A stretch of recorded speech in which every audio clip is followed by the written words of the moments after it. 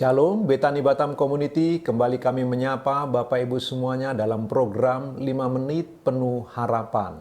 Hari ini kita akan melanjutkan pembahasan kita dari Sabda Bahagia Tuhan Yesus, khotbah di Bukit, Matius pasal 5, ayat yang kelima. Mari kita merenungkan sekali lagi ayat ini Bapak Ibu. Firman Allah berkata, "Berbahagialah orang yang lemah lembut, karena mereka akan memiliki bumi." Kita sudah belajar bagaimana Musa pribadi yang lemah lembut. Kita sudah belajar dari Tuhan Yesus pribadi yang lemah lembut. Sekarang mari kita disiplin dengan konteksnya. Waktu kita melihat ayat ini ketat kepada konteksnya, apa maksudnya lemah lembut di sana? Maka yang dimaksud orang yang lemah lembut adalah orang yang sadar bahwa dia miskin rohani di hadapan Tuhan, bahwa dia mengalami sebuah kebangkrutan rohani di hadapan Allah. Dia memiliki kesadaran itu, tetapi bukan hanya berhenti di sana. Dia berduka cita karena kemiskinan rohaninya. Dia berduka cita karena pelanggaran dan dosa yang dia lakukan. Nah, orang-orang yang sadar bahwa dia miskin rohani mengalami kebangkrutan, dia berduka cita dengan semua dosa-dosa yang dia lakukan.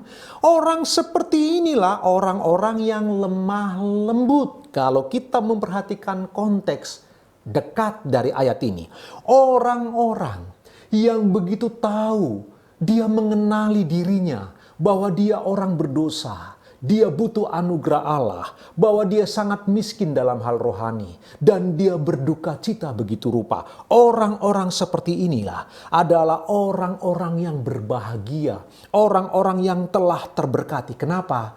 Karena mereka lah orang-orang yang disebut lemah lembut.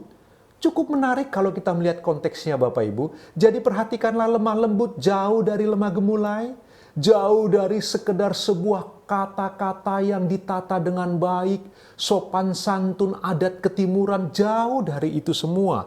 Kalau kita disiplin dengan konteks, kita diberitahu orang yang lemah lembut, orang yang sadar, dia melarat di hadapan Tuhan secara rohani, dia mengalami kebangkrutan yang serius di hadapan Tuhan secara rohani, lalu kemudian dia berduka cita sangat dalam, dia berkabung dengan pelanggaran-pelanggaran dan dosanya. Orang seperti itulah orang yang lemah lembut, karena dia orang yang lembut hati. Itulah sebabnya orang-orang seperti inilah yang dijanjikan oleh Tuhan akan memiliki bumi. Bapak Ibu, tidak peduli berapa keras engkau orangnya. Tidak peduli barangkali engkau orang yang suaramu menggelegar. Karaktermu berbeda dengan beberapa orang. Barangkali cara dan sikapmu, tindak tandukmu berbeda. Engkau dianggap orang yang kasar. Engkau dianggap orang yang keras. Engkau dianggap orang yang kepala batu. Tapi jika engkau seseorang yang sadar bahwa engkau miskin rohani dan tahu engkau bangkrut secara rohani, jika engkau berduka cita dengan semua pelanggaran dan dosa-dosamu, sesungguhnya engkau orang yang lemah lembut. Itu sebabnya Bapak Ibu perhatikanlah, kita melihat contoh di Alkitab seperti Daud.